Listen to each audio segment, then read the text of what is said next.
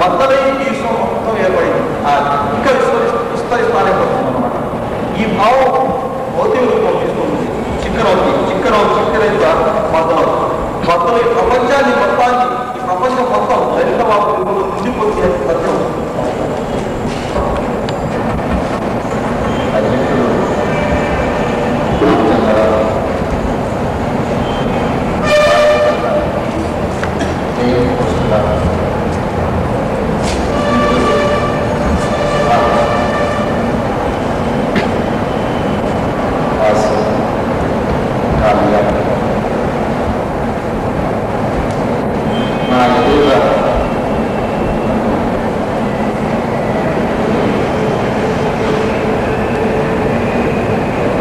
నెల్లూరులో నాకు ఉన్నటువంటి అనుబంధాన్ని రామచంద్రరావు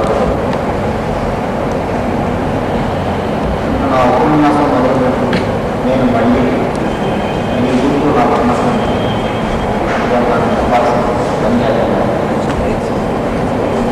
అట్లాగే టైం కూడా చాలా తక్కువ.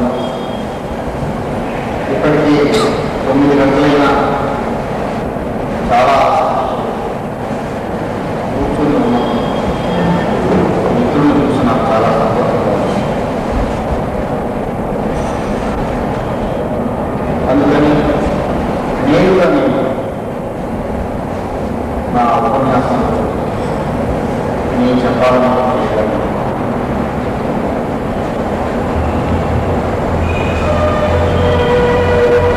నాకంటే ముందు నలుగురు ఒకరు మాట్లాడారు. వాళ్ళు మాట్లాడిన అంశాన్ని నేనేమి అనుకోకుండా ఉండటానికి ప్రయత్నించి నేను మాట్లాడుతున్నాను.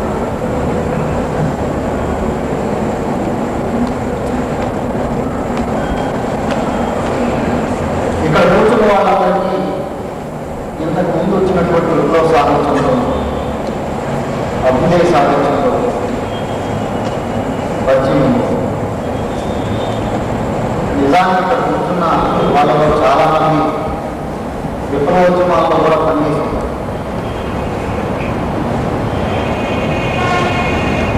వాళ్ళకి నేను విప్లవ సాహిత్యాన్ని గురించి కానీ అభ్యుదయ సాహిత్యాన్ని గురించి కానీ ఏమీ చెప్పదలుచుకోలేదు.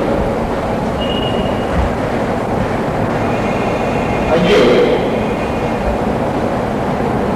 మీరంతా ఉండగా మాలపేట అనే ఒక పాట వందపల్లి ప్రసాదం ఉండగా మాలపేట కష్టాలు ఉన్న చోట కాష్టాలు ఉన్న చోట అని ఒక పాట రాశారు.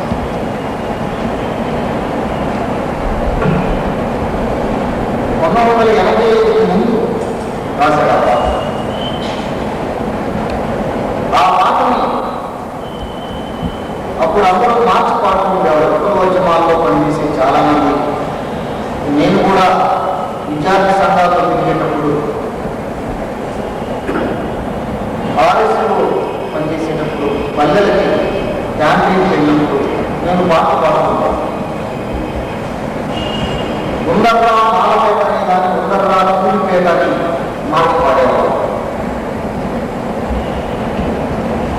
రాష్ట్ర వ్యాప్తంగా అందరూ ఆ పాట అర్థాన్ని పాడారు. 1985 ఇట్లా జరిగారు. ఇది ఒకటి గుర్తుంచుకోండి. అయితే 1985 తర్వాత ఇంకొక పాట కేసు అని మంచి గాయకుడు ఉండేవాడు. ఎప్పట్లో జమ్మాటి మండలిలో నెల్లూరు జిల్లా. ఈరోజు కొంతమంది జ్ఞాపకం. ఆయన వెలువలెత్తులన్నా ఇంకా లేవరు, నువ్వు ఇంకా లేవరు పాడతాడు. ఆ పాటని 85 తర్వాత ఈరోజు వెలువల దళితంగా ఇంకా లేవరు మార్చి పాడతాం. పూలన్నను తీసేసి దళితన్నా అని మార్చి పాడతాం. ఇక్కడ సందేశం ఏంటంటే 85 ముందు వందపల్లి ప్రసాద్ రాసినటువంటి ఉండర్రా మాలపేట అనేటటువంటి పాటలు మాలపేట అనే దాన్ని తీసి కూలిపేట అనేది పెట్టారు. అట్లాగే ఈరోజు ఒరేవరే కూడన్నా అని దాన్ని మార్చి ఒలివరి దళితన్నాన్ని మార్చుకుని పాడతాం. ఈ రెండు ప్రశ్నలకి మనం సమాధానం చూసుకుంటే మనకు అర్థమయ్యేది ఏంటంటే ఈ రెండు పాటల వెనుక, అంటే ఈ రెండు పాటల్ని మార్చి పాడటం వెనుక రెండు ఉద్యమాలు, రెండు తాత్విక దృక్పథాలు ఉన్నాయని మనం చూస్తాం. అంటే ఉండగా నాలుగేటం రాస్తే దాన్ని ఉండగా పూర్తిపేటని పాడటం వెనుక విప్లవోద్యమ ప్రభావం, ఒరివరి పురుషన్నాన్ని పాటని ఒరివరి దళితన్నాన్ని మార్చి పాడటం వెనక దళిత ఉద్యమం యొక్క ప్రభావం. అలాగే మొదటి పాటను మార్చడం వెనుక మార్క్సిజం ఒక తాత్విక పునాదిగా ఉంది. రెండో పాటను మార్చి పాడటం వెనక అంబేద్కరిజం ఒక తాత్విక పునాదిగా ఉంది. అందుకని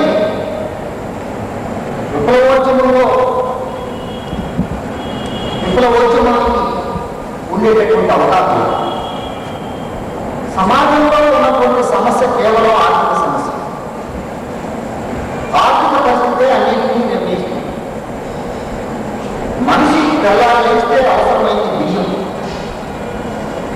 ఆ బియ్యం దొరకాలి, కూరగాయలు దొరకాలి, ఎదుర్కోవాలి తినాలి.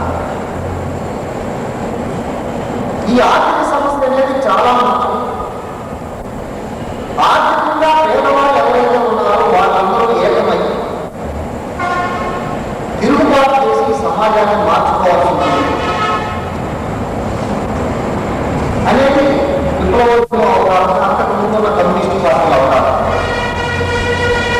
అందుకని వాళ్ళు కులం అనే పేరుతో పాటలు రాసిన, కులం అనే దానికి సంబంధించి మాట్లాడినా వీళ్ళు కుల పుచ్చిగాళ్ళని అంటారేమో అని భయపడి వీరున్నంత వరకు వాళ్ళ పాటల్లో కానీ మాటల్లో కానీ సిద్ధాంతాల్లో కానీ కుల సమస్య అనే దాన్ని లేకుండా ఉండేటట్టు చేశారు. అందుకని ఉండగా మానవులని కవి రాస్తే అది పాటలను సిగ్గేసి ఉండగా కూలిపేటని మార్చబడ్డారు. ఎందుకని కూలీలు, రైతులు, కార్మికులు వీళ్ళంతా ఒక వర్గం, ఏ కులస్తులైనా కులమేమైనా పేదరికం ఒకటే, బాధలకి ఒకటే అనేటటువంటి ఒక అవగాహన విప్లవోద్యమానికి ఉండేది. ఆ అవగాహన వల్లనే అప్పుడు ఆ పాటను అట్లా మార్చుకోవడం. ఇక్కడ నాకు ఒక అనుభవం ఉంది. అంటే నా అనుభవాన్ని గురించి చెప్పుకునేటప్పుడు విప్లవోద్యమంలో నా జీవితంలో నాకున్నటువంటి అనుభవం నేను ఒకటి మీకు చెప్తాను. నేను మంగళగిరిలో ఉంటాను. మాకు జనాల తాలూకా దగ్గర ఒక ఊరు మనుగూరు అని, చుండూరుకు దగ్గరలో ఉన్నటువంటి నేను చదువుకునే రోజుల్లో మా ఊళ్ళో ఒక హై స్కూల్లో 6వ తరగతి చదువుకునేటప్పుడు నాకు ఒక కమ్ము కులస్తుడైనటువంటి ఒక అబ్బాయికి, మా క్లాస్మేట్కి తగాదా. చిన్నపిల్లలకు తగాదా జరిగితే సాధారణంగా సుస్థితి పట్టడం, ఒక కింద పట్టడం, ఒక పైన వస్తుంది. మేమిద్దరం కుస్తీ పట్టి మరి ఏం జరిగిందో అక్కడ కింద పడ్డాను నేను, ఆయన పైన ఎక్కాను. అప్పుడు మా మాస్టర్, మాకు పాఠాలు చెప్పే మాస్టర్ బ్రాహ్మణుడు, ఆయన వచ్చి నన్ను కింద పడేసి ఆ అమ్మ కులస్తుడైనటువంటి అబ్బాయిని పైన పెట్టి కొద్దిసేపు కూర్చోబెట్టి ఆ తర్వాత లేదు నన్ను రోజుకి 10 రోజులు వర్షమే వచ్చి రోజు 2 దెబ్బలు చదువు తినాలి అని చెప్పడం జరిగింది. అట్లా ఆ దెబ్బలు తినడం అనేది నాకు ఇప్పటికీ బాగా అట్లాగా అక్కడ జరిగినందుకు అక్కడ ఉన్నటువంటి ఆ అబ్బాయి వాళ్ళ ఇంటికి వెళ్ళిన తర్వాత వాళ్ళ అమ్మ నాన్న చుట్టుపక్కల ఉన్నటువంటి అమ్మ వాళ్ళు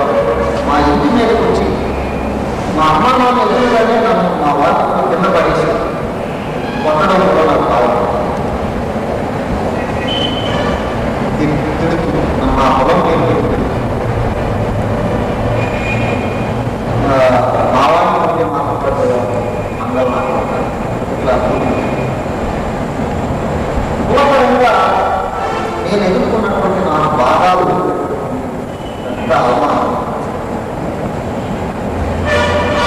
రెండోది, మా అమ్మ ఒకసారి మా అప్పట్లో ఒక బావి తేలింది. పొలంలో ఒక గవర్నమెంట్ దొంగలో ఆ గేదెని మేల్చుకుంటే ఎదురుగా ఉన్న చేలు ఉన్నటువంటి ఒక కమ్మ ఆసామి అక్కడ మేల్కోకూడదని మా అమ్మని మంగళ చుట్టూ తరపు కుటుంబ బాధ్యత పాపం నాకు బాగా దాన్ని నేను చూశాను. అట్లాగే మా నాన్నని నేను మంగళపురం కదా, మా నాన్నని నాతో పాటు చదువుకునేటటువంటి పిల్లలు ఒరే అనడం చాలాసార్లు, ఒరే రాఘవ, కాళ్ళు మందుది, రాముది, ఇట్లా చిన్నపిల్లలు ఒరే అనడం అనేది కూడా నేను బాగా ప్రేమించేటటువంటి గౌరవించేటటువంటి నా తండ్రిని అట్లా చాటలో ఉన్నవాడికి ఊళ్ళో ఉన్నటువంటి ఆసాంలో ఇట్లా ఒరే అదే అని పిలవడం కావాలి. అట్లాగే నేను చదువుకునేటప్పుడు మా నాన్న మా బాబాయ్ ఊళ్ళో వెళ్ళి అందరికీ క్షవరాలు చేసి ఇచ్చేటటువంటి వాళ్ళ ఇంట్లో మన పిల్లలు కూడా నాతో పాటు చదువుకుంటారు కాబట్టి అక్కడ నా చదువుకే ఒక పెద్ద అవమానంగా, ఒక ఇబ్బందిగా తయారవుతుంది ప్రతిరోజు. అక్కడ ఎవరికైనా ముందు దిగితే ఆ పిల్లలు స్కూల్లో నన్ను ముందుమని అడిగేవాడు, ఇంగ్లీష్ నుంచి. ఎందుకంటే ఇది మనలో కాదు ముందు పెట్టి అయితే వీటన్నిటికీ అప్పుడు చిన్నప్పుడు వీటిని చూసి అధికంగా బాధపడి ఇవన్నీ జరిగిపోవచ్చు. అయితే దీన్ని మేము ప్రశ్నించలేదు. ఎందుకంటే ఇది ఇంతే కావాలి, ఇట్లా అంతా కావాలి, మనం తక్కువ కులాలతో పుట్టారు కాబట్టి మనం వాటి అంతే పడాలి కావాలి అని అనుకునేవాడు. అట్లానే మా తల్లిదండ్రులు కూడా కోచింగ్ ఇచ్చేవాడు, అట్లా చెప్పేవాడు. వాళ్ళ రాగానే మంచాలు అందించలేవాడు. వాళ్ళు వచ్చి వీళ్ళని ఒరే అరే అంటే వీళ్ళేమో అది స్వామి ఇది స్వామి అన్నాడు. ఇది చూసినప్పుడు ఇట్లా గౌరవించడం అనేది ఒక ప్రిన్సిపల్, జీవితానికి చాలా అవసరమైనటువంటి విషయం అని మేము అనుకుంటా ఉంటాం. ఇంత జరిగిన తర్వాత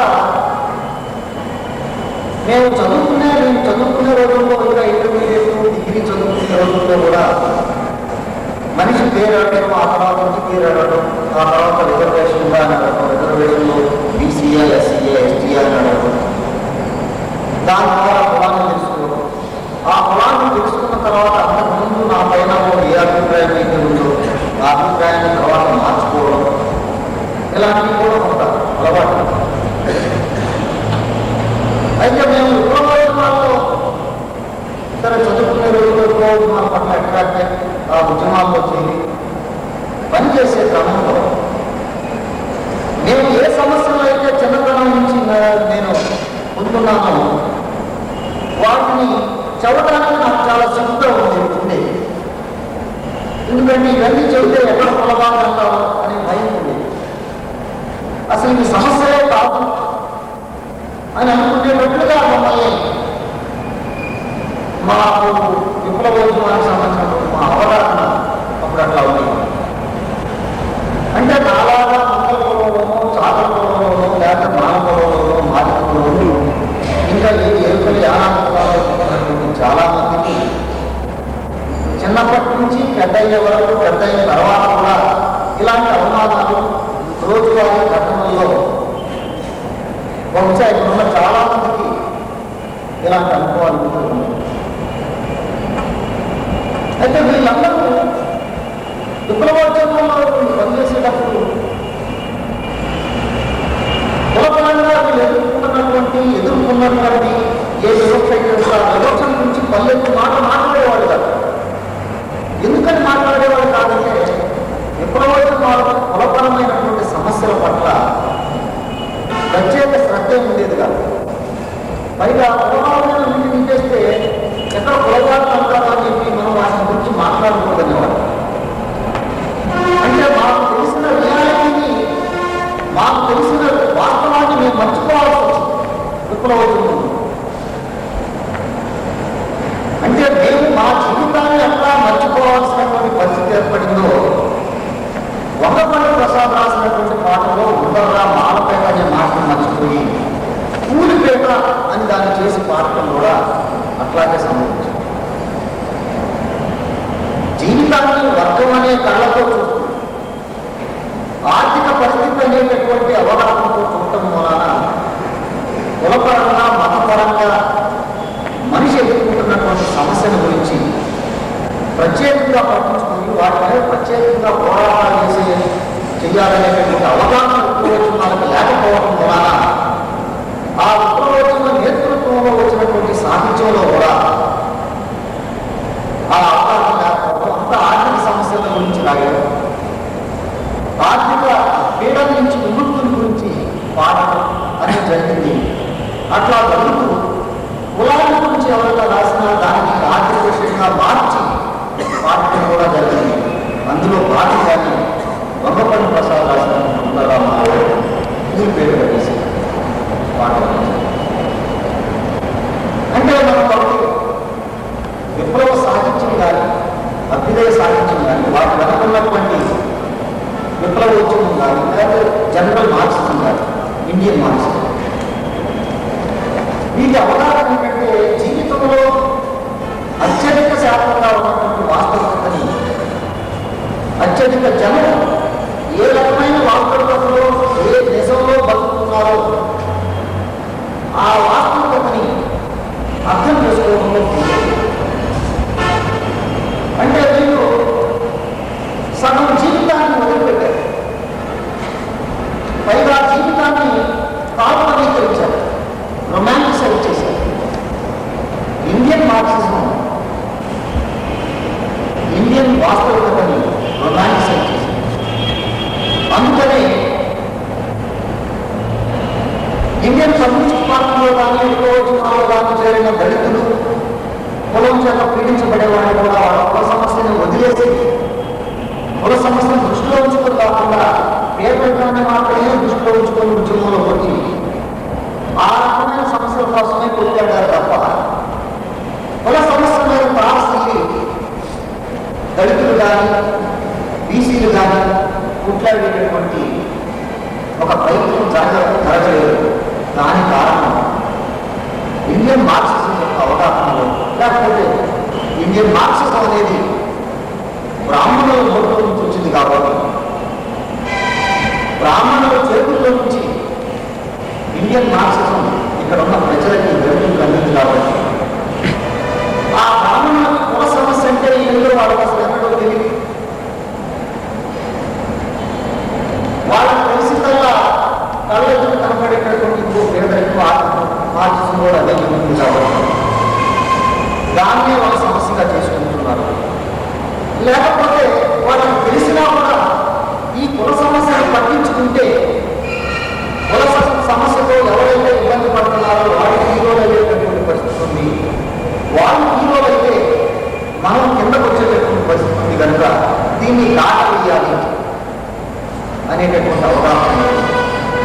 ఆ మేరకు సిపిఐలో కానీ సిపిఎంలో కానీ విప్లవోద్యమాల్లో కానీ నాయకత్వం మొత్తం అంటే పాలసీని నిర్ణయించే అధికారం అంతా అగ్రకుల నుంచి వచ్చినటువంటి వాళ్ళకే ఉండటం కూడా సంభవించింది. అందుకనే విప్లవ సాహిత్యం ఒకవేళ అక్కడక్కడ ఇటీవల దళిత మేనిఫెస్టో పుస్తకం వేశారు, అందులో విప్లవ కవులు కూడా దళిత కవిత్వం రాశారని చెబుతూ కొన్ని కవితలు వేశారు. అయితే అక్కడక్కడ కులాల గురించి మతాల గురించి మాట్లాడారు. మాట్లాడి చివరిలో ఒక్క పోరులో మార్పుగానే కుల సమస్య పోతుంది అని కంక్లూజన్. నేను దాన్ని విప్లవ కవిత్వం అని అంటాను కానీ దళిత కవిత్వం. ఎందుకంటే కులాల గురించి కొద్దిగా టచ్ చేస్తే లేకపోతే మతాల గురించి ఎక్కడన్నా టచ్ చేసి ఆ ప్రాబ్లం ఉందని చెప్తే అది దళిత కవిత్వం కాదు. దానికి సంబంధించిన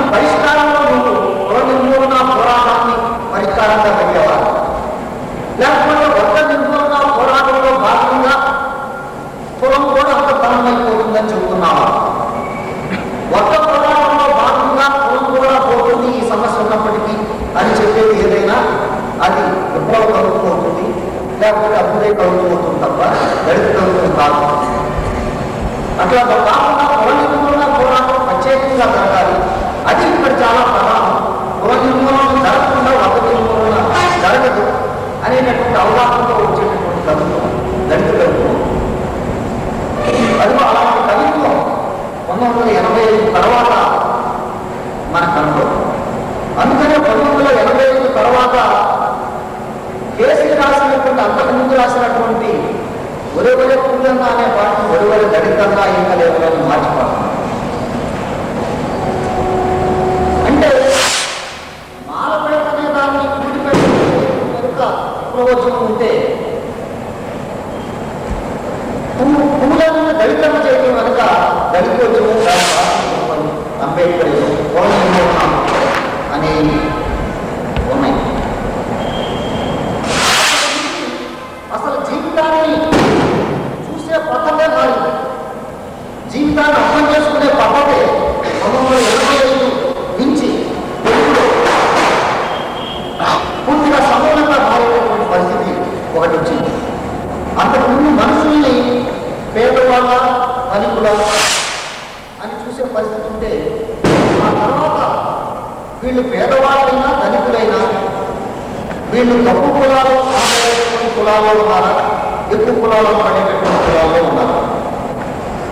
ఈ కులాల్లో ఏ కులంలో ఉండటం వలన మనిషికి ఏం జరుగుతుంది అనేటటువంటి దృక్పథం దళిత ఉద్యమం నుంచి వచ్చింది.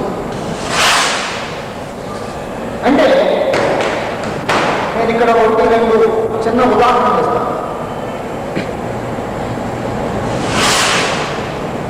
అంతకుముందు ఇక్కడ ఉన్న సంపద, ఈ భూములంటే, ఈ పరిశ్రమలంటే వీటి మీద ఎవరికైతే యాజమాన్యం ఉంటుందో వాళ్ళు ధనిక వర్గం ఉంటుంటే, వాటి మీద యాజమాన్యం లేని వాళ్ళు పీడిత వర్గం అని అనేవారు. కానీ దళిత ఉద్యమం ఎంటర్ అయిన తర్వాత ఏమన్నారంటే ఇక్కడ ఎవరైతే ధనిక వర్గమో వాళ్ళందరూ అక్కడ వస్తున్నారు, ఇక్కడ ఎవరైతే పీడిత వర్గం అంటున్నారో వాళ్ళందరూ దళితులు. అంటే ఎవరికైతే ఉత్పత్తి సాధనాలైనటువంటి భూమి, పరిశ్రమలు, సంపద వీటి మీద అజమాయిషీ ఉందో వాళ్ళందరూ అగ్ర కులాల్లోనే ఉన్నారు. ఎవరికైతే వాటి మీద అజమాయిషీ లేకపోతే రెక్కలు శ్రామికులు అంటున్నారో వాళ్ళందరూ కూడా దళితులు. వాళ్ళందరూ కాకులు, మందలు, నాలుగు, మాదిగోళ్ళు, ఎద్దులోళ్ళు, యానాదులు ఇట్లా ఉన్నారు. అంటే వీళ్ళు పీడితులనే గురించి ఇందాక కూడా మన మిత్రుడు జైలు కృష్ణ గారు పీడితులందరూ దళితులే అన్నారు. అది దళిత అవగాహన కాదు, మార్క్సిస్ట్ అవగాహన. ఎందుకంటే పీడితుల్లో అంటే పేదవాళ్ళలో అగ్ర కులంలో ఉన్నారు, దళితులు ఉన్నారు. ఒక పేద అమ్మాయిని ఇచ్చేటటువంటి గౌరవాలను, ఒక పేద మాదిరాన్ని ఇచ్చేటటువంటి గౌరవానికి కారణం. అట్లాగే ఒక పేద బ్రాహ్మణుడు డబ్బులు ఉన్నటువంటి దళితుల మీద కూడా అధికారం చెలాయిస్తాడు. కనుక దళితులు అంటే కేవలం ఆర్థికంగా పీడించబడే వాళ్ళే కాకుండా ఆత్మగౌరవ లేమిలో బాధపడేటటువంటి వాళ్ళు ఎవరైతే ఉన్నారో, అంటే ఆర్థిక సమస్య ప్లస్ ఆత్మగౌరవ లేమి ఈజ్ ఈక్వల్ టు దళితులు. కేవలం ఆర్థిక సమస్యతోనే బాధపడేటటువంటి వాళ్ళు ఆర్థిక పీడితులు అవుతారు, లేకపోతే పేదవాళ్ళు అవుతారు. అంతేగాని వాళ్ళు దళితులు కాదు. ఆర్థిక సమస్యతో పాటు కుల మతపరమైనటువంటి వివక్షకు ఎవరైతే గురవుతారో వాళ్ళు దళితులు అవుతారు. ఈ అవగాహన కూడా దళిత ఉద్యమం వచ్చిన తర్వాత అంటే టోటల్గా ఫండమెంటల్గా అవగాహన మారింది. ఇక్కడ పేదవాళ్ళలో దళితులే. అంతకుముందు పేదవాళ్ళని అనుకుంటా పోయేవాళ్ళు. ఇప్పుడు పేదవాళ్ళంటే ఎవరు వాళ్ళు? ఆ పేదవాళ్ళకి ఏ రూపంలో ఉన్నారు? ఆ పేదవాళ్ళ దళితుల రూపంలో ఉన్నారు, మైనారిటీ రూపంలో ఉన్నారు అనేది దళిత ఉద్యమం తీసుకొచ్చింది. ఇంతేకాదు దళిత ఉద్యమం తీసుకొచ్చినటువంటి ఇంకొక కొత్త అవగాహన ఏంటంటే ఇప్పటి వరకు ఆర్థిక పరిస్థితి అన్నింటినీ నిర్ణయిస్తుందని మార్క్సిస్టులు చెప్తున్నారు. ఇండియన్ మార్క్సిస్ట్ దళితవాదం ఏం చెప్తుందంటే ఇతర దేశాల్లో సంగతి ఆర్థిక పరిస్థితి మిగతా నిర్ణయిస్తుంది అనేవారు కార్యక్రమం. కానీ భారతదేశానికి వచ్చేప్పటికీ ఆర్థిక పరిస్థితి కాదు, కులమే ఆర్థిక పరిస్థితిని కూడా నిర్ణయిస్తుంది. అంటే నువ్వు తక్కువ కులంలో పుడితే నువ్వు సంపాదించుకొని 4 రాళ్ళు సంపాదించుకొని నువ్వు బతకడానికి సరైనటువంటి అవకాశం లేకుండా నీ కులం అడ్డంగా నిలుస్తుంది. అలాగే నువ్వు అగ్రకులంలో పుట్టుంటే నువ్వు పుట్టుకతో పేదవాడైనా నీ కులం పలుకుపడిపోవాలా నువ్వు సంపాదించుకొని 4 రాళ్ళు ఎగటేసుకోవడానికి కూడా నీకు అవకాశం. ఇవాళ మాకు గజవాడలో ఒక ఇల్లు కొట్టు పెట్టుకోవాలంటే ఏ డీసెంట్ రోడ్లోనో నాలుగు మండలంలో పాత్రలో లేకపోతే 4 నాలుగులో వెళ్తే కుదరదు. ఒక అమ్మాయి అయి ఉంటే ఆయన దేవుని రాజశేఖర్ దగ్గర నుంచి రికమెండేషన్ తెచ్చుకుంటే అక్కడ ఆ పదార్థం వాళ్ళకి పట్టుకుంటుంది. లేదు నీకు ఒక ఇల్లు కావాలంటే నీ కులం అక్కడ అడ్డుపడుతుంది. ఇటీవల పైపుల్లో ఒక కథ కలిగింది. అక్కడ ఒక డబ్బులు ఉన్నటువంటి దళితుడు ఒక చెరువు రొయ్యల చెరువు పడాలని ప్రయత్నిస్తే ఆ ఊళ్ళో ఉన్నటువంటి ఒక కమ్మ వ్యక్తి దానికి పోటీకి వస్తే ఇద్దరి మధ్య ఎవరికి వాళ్ళని గెలిచారంటే అక్కడ ఉన్నటువంటి సంపదలతో కలిసి ఈ కమ్మ వాళ్ళని గెలిచారు. దానికి దళితుడు కుదిరితే ఆ రాత్రి వాళ్ళ ఇంటి మీద దాడి చేసి బెల్లం పిల్లల మొత్తాన్ని భయప్రాంతం చేస్తే వాళ్ళు అసలు ఊరి కాల్చేసి రావాల్సి వచ్చింది. అంటే నేను మాట ఎందుకు చెప్తున్నా అంటే ఇక్కడ ఆర్థికంగా నిర్ణయించేది మన జీవితాన్ని, కులమే జీవితాన్ని మొత్తాన్ని నిర్ణయిస్తుంది. నువ్వు బయటికి వెళ్ళి ఆనందంగా రావాలన్నా దుఃఖంగా రావాలన్నా, నీకు ఒక ఉద్యోగం దొరకాలన్నా దొరకకుండా ఉండాలన్నా, నువ్వు అమ్మాయిగా రావాలన్నా ఆనందంగా ఉండాలన్నా, నీకు ఉద్యోగాలన్నా దొరకకుండా ఉండాలన్నా, లేకపోతే కొట్టుకొని బతకాలన్నా బతకకుండా ఉండాలన్నా, లేకపోతే ప్రభుత్వం వల్ల నీకు ఒక ప్రైవేట్ కాంట్రాక్ట్ ఇవ్వాలన్నా ఇవ్వకుండా ఉండాలన్నా, నువ్వు ఏ కులంలో పుట్టావు అనేది చాలా ముఖ్యమైనటువంటి విషయంగా ఉన్నావు. ఇంతేకాదు నువ్వు ఎక్కువ కులంలో అగ్ర కులంలో కనుక పుట్టుంటే నీకు ధనం లేకపోయినా ఒక గౌరవం ఒక ఉందాతనం ఉంటుంది. తక్కువ కులంలో పుట్టినటువంటి వాడు ధనికుడైనా వారికి సంపూర్ణమైనటువంటి జీవితం అందుబాటులో ఉంటుంది, అవమానాలతో గడపాల్సి ఉంటుంది. దానికి కూడా దళిత వచ్చము కొన్ని ఉదాహరణలు ఇచ్చాం మన చరిత్రని. ఇప్పుడు జగజీవన్ రామ్ బాగా డబ్బు ఉన్నటువంటి వ్యక్తి, అతను మనకి డిప్యూటీ ప్రైమ్ మినిస్టర్గా కూడా చేశారు. ఆయన కాశీలో ఒక విగ్రహాన్ని ఆవిష్కరిస్తే మాదిలో అనుకున్నాడు ఇది విగ్రహం మైలుపడిందని అప్పుడున్న బ్రాహ్మణులు ఆవు నాడకు పాలతో దానికి అడిగారు. అంటే జగజీవన్ రామ్ ఉన్న డబ్బు కులపరంగా ఆయన పొందే అవమానాల నుంచి ఆయన రక్షించలేకపోయింది. అట్లాగే ఈ కర్నూలు దగ్గర మంత్రాలయంలో ప్రవేశించబోయేటటువంటి మసాలా ఏరన్న అనే ఒక ఎమ్మెల్యే, దళిత ఎమ్మెల్యేకి గుళ్ళో పెట్టడానికి వెళ్ళేదని అతను బయటకు గెట్టేశాడు ఒక మంత్రి ఎదురుగా. ఇదంతా మనకి ఏం చెబుతుంది? నువ్వు తక్కువ కులంలో పడేటటువంటి ఒక కులంలో పుట్టుంటే నీకు డబ్బున్నా లేకపోయినా, అంటే తక్కువ కులంలో పుట్టిన వాళ్ళందరూ ఇక్కడ పేదవాళ్ళే, ఒకవేళ 1% 2% దళితులు కనుక ఉంటే వాళ్ళకు కూడా కులపరమైనటువంటి అవమానాలు తప్పటం లేదు. వాళ్ళు కూడా మిగతా దళితుల్లాగానే బాధపడాల్సి ఉంటుంది. అట్ ది సేమ్ టైం నువ్వు అగ్రకులంలో కనుక పుట్టుంటే సామాజికంగా నీకు వచ్చేటటువంటి ఉందాతనం, ఆ గౌరవం మూలాన నువ్వు ఈ దేశంలో అధిక సంఖ్యాకులైనటువంటి పేద కులాల్లో ఉన్నటువంటి పీడిత కులాల్లో ఎవరైతే ఉన్నారో వాళ్ళ మీద చట్టం చేయొచ్చు, వాళ్ళకంటే నువ్వు ఎక్కువ తరగా మనిషిగా పోజేయచ్చు. ఈ అవకాశం ఈ వ్యవస్థ నిర్మాణంలో, ఈ బ్రాహ్మణ వ్యవస్థ నిర్మాణంలో మా ఊళ్ళో, అంటే మా పక్కూళ్ళలో ఒక పేద కమ్మమ్మాయి ఒక బాగా డబ్బు ఉన్నటువంటి కొంచెం వాళ్ళ అమ్మ నాన్న ఇద్దరు ఉద్యోగం చేసేటటువంటి ఫ్యామిలీలో ఉన్నటువంటి ఒక దళిత కుర్రవాడు ప్రేమించుకున్నారు.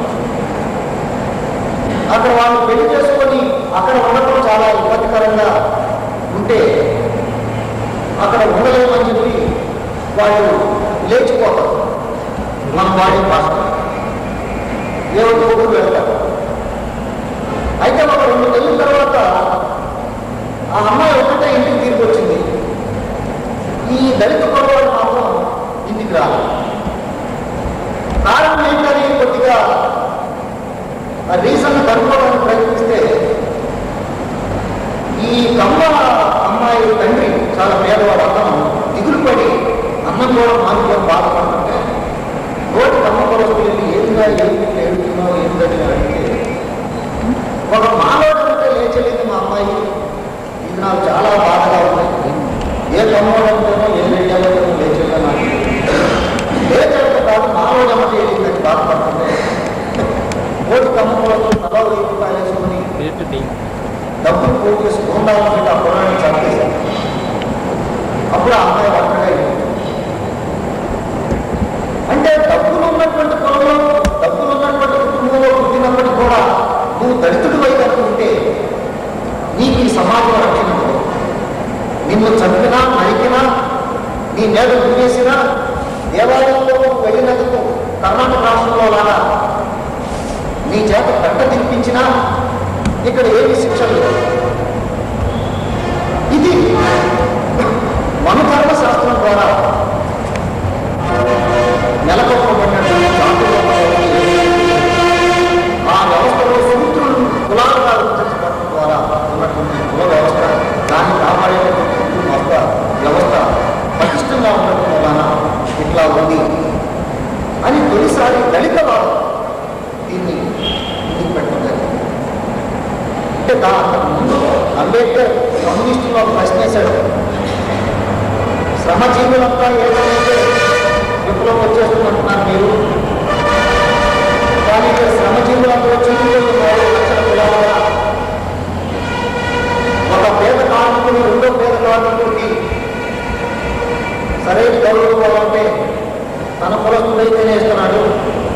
ఒక పేద కార్మికుడు తన పిల్లలతో పెళ్లి చేసుకోవాలనుకుంటే తన కులస్తుడైనటువంటి ఇంకో కార్మికుడికే ఇస్తున్నాడు. కానీ కార్మికుడే కదా ఏ కులం అయితే ఏమి లేదు పెళ్లి చేయలేదు. రైతుల్లో కూడా ఉండేది, కూలీల్లో కూడా ఉండేది. ఇంతెందుకు భూపోరాటాలు చేసి వచ్చినటువంటి రైతు కూలీలు భూపోరాటంలో అందరం కమ్యూనిస్టులు అని పోరాడి ఇంటికి వచ్చిన తర్వాత నువ్వు మానవుడు, నువ్వు మానవుడు, నువ్వు మంగళుడివి అని అనుకునే పరిస్థితి ఉంది. కనుక ఉన్నంత కాలం శ్రామికులు ఏకమవుతుంది. ఈ శ్రామికులు ఏకమవడంలో ఎంతో విజయవంతం అనేది కూడా కుదరదు అని అంబేద్కర్ ఇక్కడ శ్రమ విభజన కాదు, శ్రామికుల విభజన జరిగింది. ఇక్కడ జరగాల్సింది పేదరిక పోరాటం కాదు, కుల నిర్మూలన పోరాటం మొదట. కుల నిర్మూలన పోరాటం చేయడంలోనే పేదరిక నిర్మూలన పోరాటం ఉంటుంది. కానీ పేదరిక పోరాటం చేయడం ద్వారా కుల నిర్మూలన పోరాటం చేయలేదు. ఎందుకంటే పేదవాళ్ళే కులాలుగా తీరున్నారు అని అంబేద్కర్ చెప్పాడు. ఆ అవకాశాన్ని ఇక్కడ దళిత వాళ్ళు కొంత 85 తర్వాత ఆ అవగాహన మనకి సాధించడం కూడా అనుకుంటున్నాం. అంతేకాదు పురాణాల్లో కూడా దళిత గొప్పగా ఉంచుతుంది. మార్క్సిస్టులు పురాణాల్లో ఉన్నటువంటి వర్గ విశ్లేషణ చేశారు. పాండవులు కౌరవులకి మధ్య జరిగినటువంటి యుద్ధాన్ని గొప్ప పురాణంగా చూశారు. కానీ దళిత వాళ్ళు ముందుకు వచ్చిన తర్వాత పూలే మనకు ఒక పెద్ద పుస్తకం రాశారు. అందులో పురాణాల్లో రాక్షసులు అనబడేటటువంటి వాళ్ళందరూ కూడా దళితులేరు. ఆ పురాణాన్ని రాసినటువంటి బ్రాహ్మణులు ఇప్పుడు మనకు రామాయణంలో రాముడు కానివ్వండి, మిగతా ఋషులు కానివ్వండి, భారతంలో లేదా కృపాచార్యులు, అశ్వత్థాములు, గౌరులు, లేదా పాండవులు, రాజులు, కౌరవులు వీళ్ళందరూ కూడా బ్రాహ్మణులు, క్షత్రియులు. దాంట్లో ఉండే ఏకలవ్యుడు, వెలుగుల వాడేటువంటి ఏకలవ్యుడు జస్ట్ సైడ్ పార్ట్. ఆ ఏకలవ్యుడికి ఏం జరుగుతుంది? అతను వెలుగుచ్చి నేర్చుకుంటుంటే ఆయన బొట్టులో వెళ్ళి ప్రత్యక్షంగా తీసుకుంటాడు. కారణం ఏంటి? ఒక కులం తక్కువ నుంచి నేర్చుకుంటే ఈ లోకానికి నష్టం. అంటే ఏకలమూర్తి ఒట్టిన వేలు నరికింది అతను పేదవాడని కాదు, అతను తక్కువ కులస్తుంది కాబట్టి ఆ తక్కువ కులస్తు నుంచి నేర్చుకోకూడదనే రూల్ ఉంది కాబట్టి వేలు మార్క్సిస్ట్ ప్రకారం అయితే ఏకలమూర్తి వేలు తెగిపడిన ఆయన ఎరువుల వాడవడం మూలం కాదు, అతను పేదవాడవడం. అట్లాగే శంభురుడి విషయంలో వాళ్ళు ఇందాక వాళ్ళు చెప్పింది, శంభురుడు అనేవాడు ఒక పేద ఋషి కాబట్టి వాటికి జ్ఞానం రావడం అనేది ఇది లేకుండా ఈ అగ్ర వర్గాల్లో పీడిత వర్గాల్లో ఉన్నటువంటి ఈ రాముడు వచ్చేసి చంపేశాడని మార్క్సిస్టులు అట్లా చేస్తే దళితవాదులు దాన్ని శంభుడు తక్కువలో పుట్టడం మూలానే ఆ తక్కువలో పుట్టిన విద్య ఉండకూడదు అనేటటువంటి మనుధర్మ శాస్త్రంలో ఉండటం వలన శంభుడిని అట్లా చంపేశాడు రాముడు అని చెబుతున్నారు. అంతేకాదు ఆ రోజు శంభుడు చనిపోవడానికి ఏ కారణం ఎక్కువ జరిగిందో చుండూరులో ఒక అనిల్ కుమారు అంతకంటే ముందు రెడ్లు నరికి ముక్కలు చేసి కోపాల్లో వేసినటువంటి దళితులు చనిపోవడానికి కూడా అదే కారణం. ఒక దళిత పొరపాటు ప్యాంట్ చేసుకొని కట్ చేసుకొని ఇన్సర్ట్ చేసుకొని సినిమా చూసి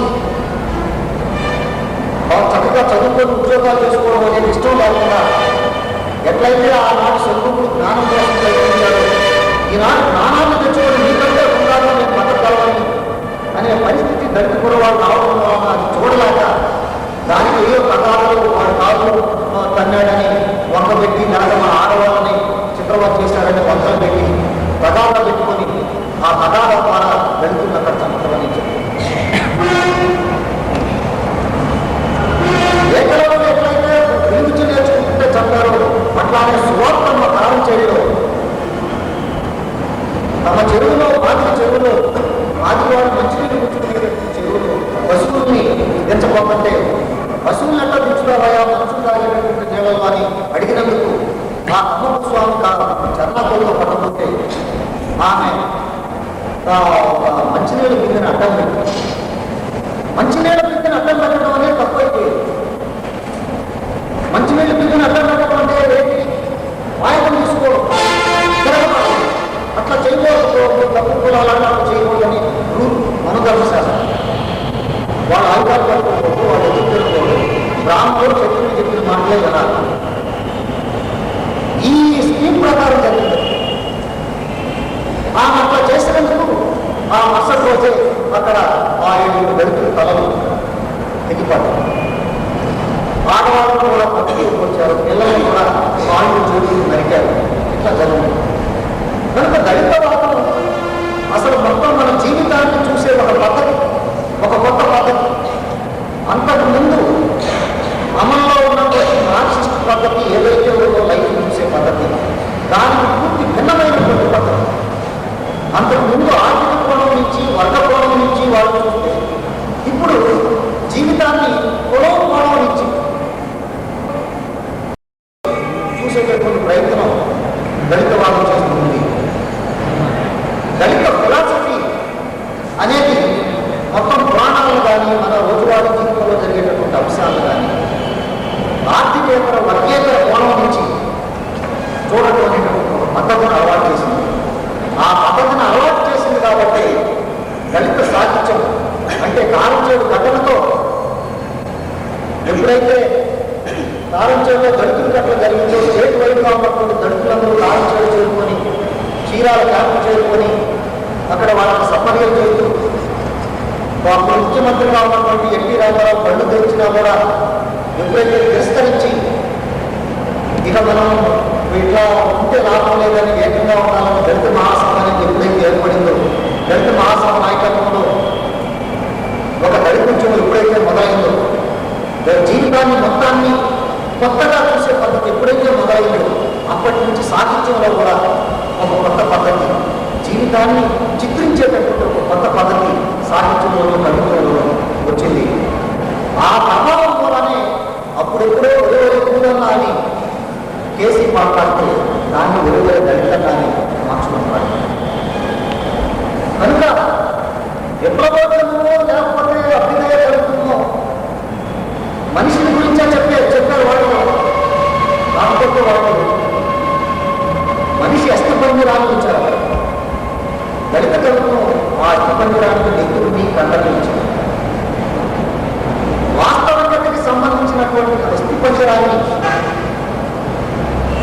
ఇస్తే అభ్యుదయ విప్లవ ప్రభుత్వాలు ఆ అస్థిపంజరానికి కావాల్సినటువంటి నెత్తుడిని కండని మాంసాన్ని నీటిని దళిత అంటే దేశంలో ఉన్న వాళ్ళు పీడితులు అని అంటే ఆ పీడితులు దళితులు, ఈ కులస్తులు మరొక కులస్తులు అని చెప్పి దళితులు. దానికి వెనక దళిత అవగాహన అనేది కనుక దళిత కలుపులో మనం కొన్ని విషయాలు చూస్తాం. ఇందాక మన సుధాకర్ అందరూ చెప్పారు, అమానవీకరణ అనేది చూస్తాం.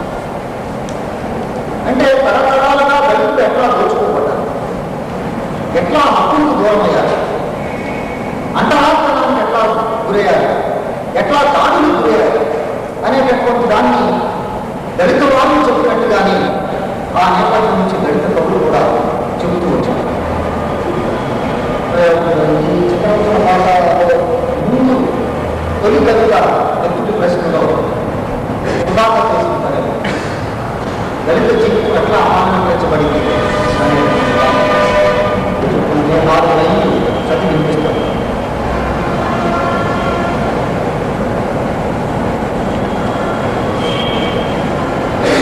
నేను ఇంకా నిషిద్ధమాను, నాది భవిష్యత్తు విశ్వాసం, నా మనకు తాజాల చుట్టూ నా ముందు ముంద కట్టి నన్ను నలుగురిలో అసత్య మార్పులు ఎత్తుకుని చేసిన మరుగు నా నల్లని ముదుటి మీద బలవంతంగా నిశ్చయించడం వేసినప్పుడు నా జాగ్రత్త క్రమంగా ఇప్పుడు కొత్తగా అంటే ఒక జాతి మొత్తం క్రమంగా హత్య చేయడం అనేది అమానవీకరణ. మనిషి బతికే ఉంటాడు, కానీ ఆ మనిషిలో మానవుడికి సంబంధించిన లక్షణాలు లేకుండా ఈ అమానవీకరణ. దళితుడు ఉంటాడు, ఆ దళితుల్లో తాను దళితుడికి తనకి జరుగుతుంది అన్యాయం లోపం అనేది ఉండదు. ఇది జరగడం సహజం అని అనుకోని బతుకుతా ఉంటాడు. ఆ మానవ లక్షణం అంటే తనకు జరిగేదాన్ని బట్టి తనకు స్పృహ ఉండటం మానవ లక్షణం. స్పృహ లేకుండా బతకడం అనేది జంతువు లక్షణం. అంటే మనుషులు జంతువులుగా ఎప్పుడైతే వీళ్ళు చేశారో అప్పుడే అమానవీకరణ అనేది జరిగిందని చెప్పుకోవాల్సింది. అట్లాగే ఇందాక దళిత అవగాహన, ఇక్కడ పేదవాళ్ళు అంటే దళితుడే. అయితే ఇక్కడ మన వాళ్ళు కూడా చాలాసార్లు అనుమానాలు, లేకపోతే ఇక్కడ ఎవరైనా అసలు ఉంటే వాళ్ళని ఒక ప్రశ్న వేస్తారు వెంటనే, పేదవాళ్ళంతా దళితులే అంటున్నారు మీరు, ధనికులు అగ్రపరుస్తుల్లో పేదవాళ్ళు లేదా? ఇది ఎప్పటి నుంచో వాడితే భాషలో దాచుకోవడం ప్రధానంగా అడిగే ప్రశ్న. ఈ దేశంలో 15% మంది 15% ఉంటే వీళ్ళలో 1% లేకపోతే 2% పేదవాళ్ళు మాట్లాడుతున్నారు.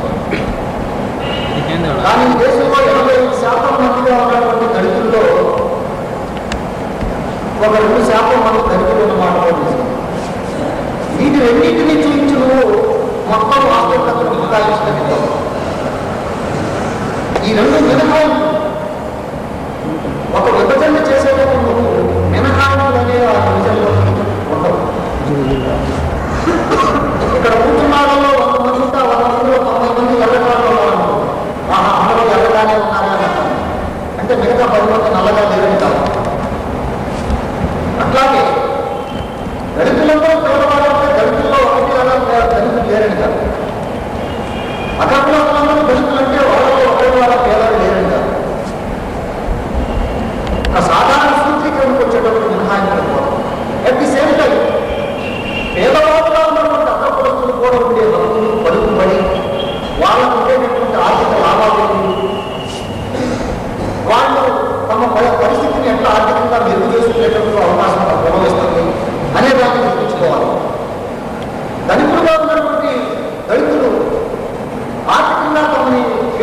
చేసుకోవడానికి ఎట్లా కులం అడ్డంకిగా ఉందనే దాన్ని కూడా గుర్తుంచుకుంటే అప్పుడు కులం యొక్క ముఖ్యమైనది కనపడుతుంది.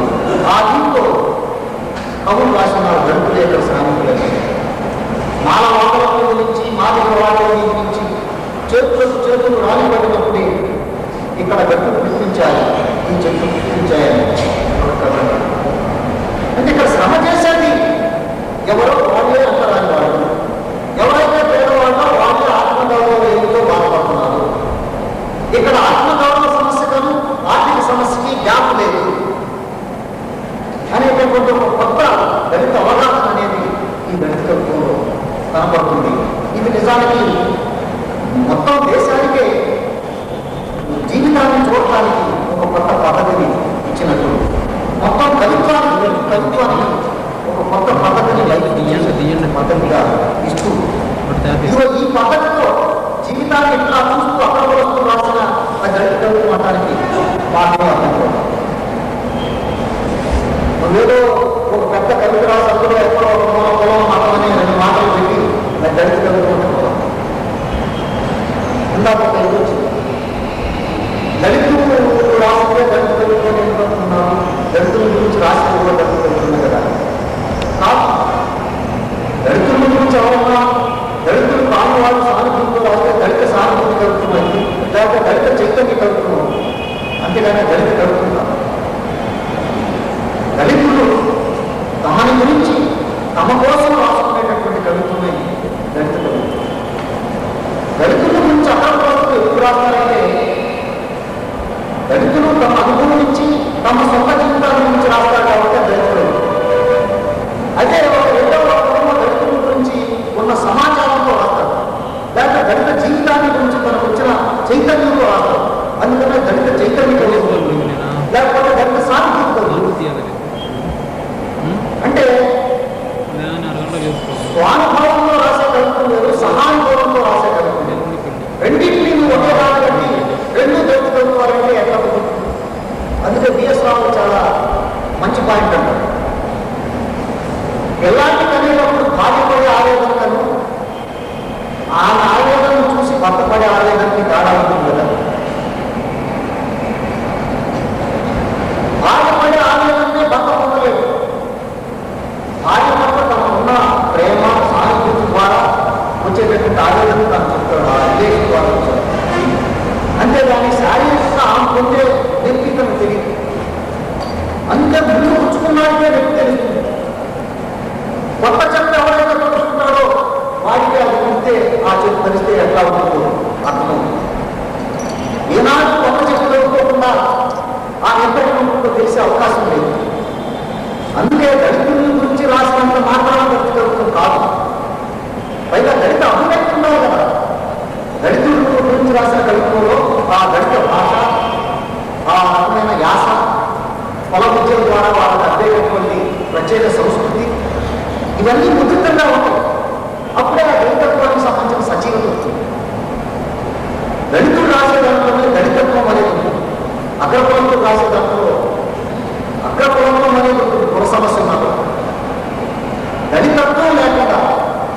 అట్లాగే అగ్రకులంతో డీకాస్టిపోయాయి. వాళ్ళు కూడా మహానాథులతో చాటుతో కలిసిపోయి ఆ అనుభవం ఈ దేశంలో లేదు. ఎక్కడో ఒకటి అలా మినహాయించే వాళ్ళు. అట్లా అయితే అట్లా రాసే అవకాశం రాకుండా కాదండి, కానీ అట్లా జరగడం జరుగుతుంది. అందుకని మా దళిత కవిత్వం అంటలేదు అని ఊరికే చక్కలు కొనుక్కొని భుజాలు కలుపుకొని బాధపడేటటువంటి వాళ్ళకి చెప్పేది ఏంటంటే, మీరు దళితులుగా ఫీల్ అయ్యి రాయవాలి. మీరు అగ్రకులస్తులుగా మీకు తెలిసి మీ కులములు దళితులు ఎట్లా ఏర్పించారో, ఎట్లా బాధపడ్డారనే దాని గురించి మీకు ఏమైనా తెలిస్తే దాని గురించి రాయాలి. అప్పుడు దళిత సానుభూతి కలుగుతుంది, లేకపోతే దళిత చైతన్య కలుగుతుంది. అట్లానే ఇందాక దళితుల్లో కూడా మన రాజశేఖర్ అన్నట్టు బీసీలు, ఎస్సీలు, ఎస్టీలు ఎస్సీలు రాసినంత తీవ్రంగా అంత కదిలిపోయేటటువంటి శక్తితో బీసీ వాళ్ళు రాసిన కవిత్వం లేదు నిజానికి. ఎందుకున్నదంటే అసలు అంతరాంగం అనేటటువంటి పేరుతో జంతువుల ద్వారా వాళ్ళు వాడారు. అందుకని వాళ్ళు రాసే వాళ్ళు పెట్టే వ్యాఖ్య కాగా ఉంటుంది. నేను ఒక మంగళ కులంలో పుట్టి మంగళ సమస్యని నేనుగా అప్పీలై రాసేటప్పుడు ఉండే ఇది వేరు. లేకపోతే ఎల్పి శ్రీరాములో తాను మంగళగా ఊహించుకొని తాను రాసేటప్పుడు ఉండే ఇది వేరు. అందుకనే బీసీలు ఇవాళ తమ సమస్యను తాము రాసుకోకుండా వాళ్ళేం చేస్తున్నారు, వాళ్ళు మాలో మాదిగా ఇట్లా అంతరాంతరంగా ఫీల్ అయ్యి వాళ్ళు రాసినట్టుగా రాస్తున్నారు. అందుకని వాళ్ళు కొంచెం కృతకమైనటువంటి గొంతు కనపడుతుంది. అయితే ఎస్ఐల గురించి అగ్రపోస్తులు రాసిన దానికంటే ఎస్సీల గురించి బీసీలు రాసింది మెరుగ్గా. ఎందుకంటే వీళ్ళు కూడా పూర్వం ప్రేరణ అంటే ఎట్లా ఉంటుంది అనేది కనీసం తెలుసు. అంత ప్రేరణగా జరిగిపోయింది మెరుగ్గా. ఎందుకంటే వీళ్ళు కూడా పూర్వం ప్రేరణ అంటే ఎట్లా ఉంటుంది అనేది కనీసం తెలుసు. అంత ప్రేరణగా జరిగిపోయింది. ఇట్లా వేరొక మధ్య కూడా మనం ఇవాళ చాలా నిర్దిష్టంగా చూస్తున్నటువంటి రోజుల్లో అగ్రపోస్తులు రాసిన దాన్ని దళిత కవులు అని అనడానికి ఎప్పుడో వాళ్ళు అడగవాద కవులు రాయవచ్చు, అభ్యుదయమైన రాయచ్చు. కానీ దళిత కవులు రాయవచ్చు, దళిత సానుభూతి కవులు నాకు ఎట్లయితే దళిత ఉద్యమాల్లో విప్లవ నాయకులు వచ్చేసి మీరు మా ఉద్యమాల్లో చేరాలంటున్నారు. కానీ దళిత ఉద్యమాల్లో నుంచి కార్యకర్తలుగా వాళ్ళు ఎట్లా చేయరు. అగ్రకుల కవులు కూడా అట్లా రాయలేదని కుదరదు. అయితే అగ్రకుల కవులు దళిత సమస్య మీద రాయలేదని ఎవరు అసలు ఈ రోజు ఎవరు రాశారు ఆంధ్రప్రభు లక్ష్మీ నరసయ్య అసలు అగ్రకుల కవులు కవులు రాసింది దళిత కవులు కాదన్నాడు. అసలు రాయాల్సిన అవసరం లేదంటున్నాడు. ఎక్కడన్నా ఉంటుంది మనంటారు, ఎక్కడ అన్నారు అసలు మీరు ఎందుకు రాయలేదని నిలదీశాం. అట్లా నిలదీసినందుకు శివారెడ్డి చాలా బాధపడ్డాడు. బస్సులో వెళ్ళేటప్పుడు ఒక పసిపిల్లవాడు నీ పుస్తకాన్ని పెట్టుకుంటే కావలసిన ఒక కవిత రాశావు. మీ ఊరు వార్మూరు ఆడవాళ్ళం పక్కనే చుట్టూరు మీ రెడ్డి కొడుకులే దళితులు వేటాడు చేస్తారు. అప్పుడు నిన్నేం కదిలించలేదు ఆ పుస్తకం, నువ్వు ఎందుకు రాలేదని ప్రశ్న ఇస్తే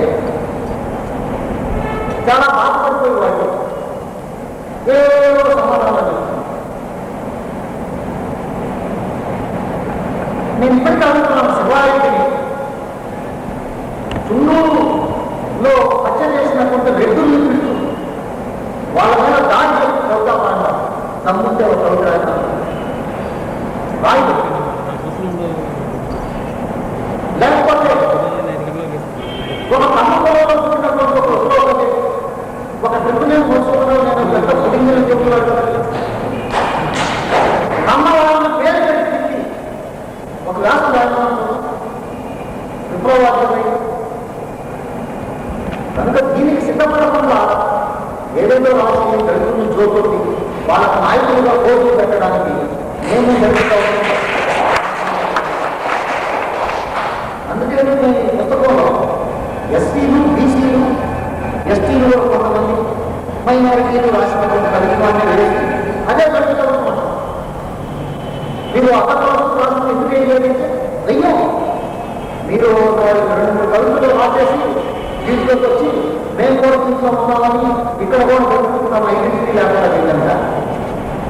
దళితులకి దళిత చైతన్యంలో వాళ్ళు శ్రమగా వాళ్ళు రాసిన వాళ్ళ ఐడెంటిటీ కనపడటం కోసం నేను పుస్తకం ఇస్తాను. మీరు దళిత సమస్య మీద ఏదైనా రాసుకుంటే మీరు ఒక పుస్తకం వేసుకోండి. దళిత సమస్య మీద నేను రాసిన పుస్తకం ఉందని అగ్రకుల కవులు ఒక పుస్తకం వేసుకొని చూపిస్తే మేము దాన్ని ఆహ్వానిస్తాం. దాన్ని చాలా సంతకటిగా చూస్తూ విమర్శపోవాలి. నీకు ఆ దమ్ము లేదే. అందుకని కొన్ని వాదనలు ఎందుకంటే ఉంటాయి. పైన ఇందా చెప్పాను తెగిన కవితలో శివారెడ్డి రాసిన ఎక్కడో పెద్ద కవితలో ఆ కవిత అంతా నాకు అర్థం కాదు. పైన మీరు రాసే కవిత ఒకటి అర్థం కాదు. నేను ఛాలెంజ్ చేస్తున్నాను, ఎంతో ప్రభుత్వంలో ఏ కవితైనా ఒక కవిత తీసుకోమనండి. ఇందులో ఏ కవితైనా ఒక కవిత తీసుకొని ఎక్కడైనా చదువుతారు. ఏది ఎవరికి అర్థమైంది, ఎవరికి ఎట్లా రెస్పాన్స్ వస్తుంది. పెయినని పెద్ద కవిత ఎక్కడో అస్పృశ్యతలో ఒక మాట ఉంది, అది కూడా పెద్ద కవిత.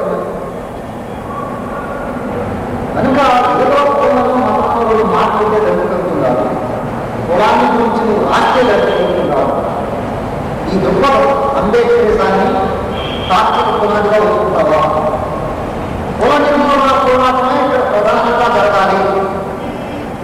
కుల నిర్మూలన పోరాటంలో భాగంగానే మిగతా అన్ని ముందుకు జరుగుతుంది అనే దాన్ని భూమిగా అంగీకరించి ఆ భూమిక నేపథ్యంలో నువ్వు గడుపుతూ రాస్తే నువ్వు రాసే జరుగుతున్నా.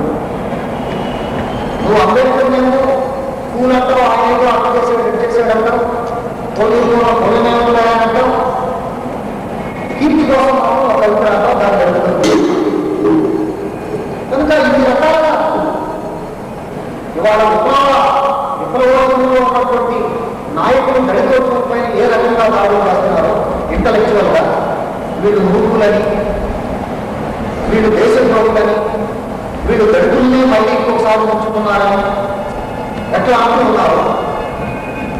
వీళ్ళు ఏ బ్రాహ్మణవాదంలో లేకపోతే ఏ కాంగ్రెస్లో ఏ బీజేపీలో ఎట్లా విమర్శిస్తున్నారో సేమ్ అదే రకంగా ఒక డిఎస్పీనో ఒక కాంతిగానో విమర్శించే పరిస్థితి వాళ్ళు. అదే రకంగా ఉత్కోపంలో అభ్యుదయకులు కూడా దళిత పదువుని దళిత ప్రభుత్వాన్ని ఇట్లా విమర్శిస్తున్నారు. ఇందులో వాటాక వీళ్ళు కూతురు తిరుగుతున్నారు ప్రభుత్వం. అసలు వీళ్ళేమంటున్నారంటే వాళ్ళని గుర్తించడం మానుకోవాలన్నారు కదా. నువ్వు రాసింది కవిత్వం అని, నువ్వు చెప్పేది సిద్ధాంతం అనే విషయాన్ని నువ్వు గుర్తించలేదన్నా, అందుకని బూతుగా ఉన్నారు. మీరు చెప్పిందే భాష. ఈ 15% మంది జనం అనుకున్న మాట, అనుకున్న పద్ధతే కలుగుతున్నాం. ఈ 85% మంది ఉన్నటువంటి అనుభవం, వాళ్ళకున్న ప్రత్యేక సంస్కృతి, వాళ్ళ కులపిచ్చలు, వాళ్ళ ఉన్న వచ్చిన అనుభవం, ఆ మాట, ఆ అడుగు, ఆ నిధికారం, అది కవిత్వం కావాలి. అందుకే దళిత కవులు ఏమంటున్నారంటే ఇప్పటిదాకా వచ్చినటువంటి బ్రాహ్మణ భాషని, సంస్కృత భాషని సాహిత్య గౌరవం నుంచి పెంచి పోషించాలి. మీరు ఉద్యోగంగా అభివృద్ధి మేము దళిత భాషకి సాహిత్య గౌరవాన్ని ఇస్తున్నాం. దళిత భాషలో మీకంటే కూడా ఎక్కువ పదువు, ఎక్కువ వ్యక్తీకరణ, ఎక్కువ కదిలించే శక్తి ఉంటుందని మేము చెప్తున్నాము అని అనుకున్నాం. అందుకనే మనల్ని గజలందరగా చేసిన ఈ భూగోళాన్ని నా ఎడం కాలుతో అంతా ప్రజలు ఈ ఎడం కాలుతో కనటం కూడా పవిత్రమేనా అని ఎగ్జామ్ చేసేవాళ్ళు. నువ్వు మాత్రం 100 లక్షల కోట్లు అసలే ఈ భోక్త లోకంలో అని శ్రీశ్రీ అంటే మరి ఒక దళితుడిని గంట పిలిపించినందుకు కోపం వచ్చి ఒరే పంచాపడతానంటే ఇది తిట్టండి. ముఖ్యమంత్రి మావయ్య భారతీయ జరుగుతుందంటే ఆయన గొప్ప మానవతావాడు. అదే మాట డాన్స్ అంటే ఆయన పొలవాడు.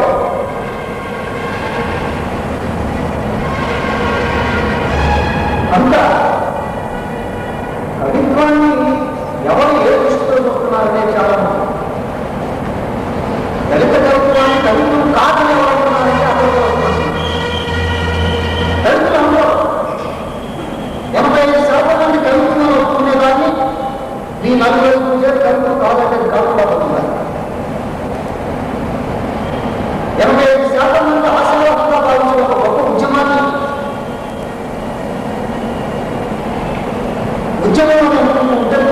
కాదు, వీళ్ళంతా భోగులు అంటే గ్రామీణ. అందుకని మార్క్సిస్టుల్ని, విప్లవోద్యమాలని వీటిలో ఉండే యాంత్రికతను మోసం కూడా ప్రయత్నించారు. ఎవరి బొమ్మలకు కవిత శంభుకు రాశారు. అందులో అంటారు మీరు కమ్యూనిస్టులను పేరు చెప్పుకొని మీ కమ్యూనిస్ట్ పార్టీ ఆఫీసులకి సాంప్రదాయానికి కొబ్బరికాయ కమ్యూనిస్టు పేరు చెప్పుకొని వ్యక్తిగత ఆర్థిక పోరాటంలో పక్కనట్టు బిల్డింగ్లు కోర్టు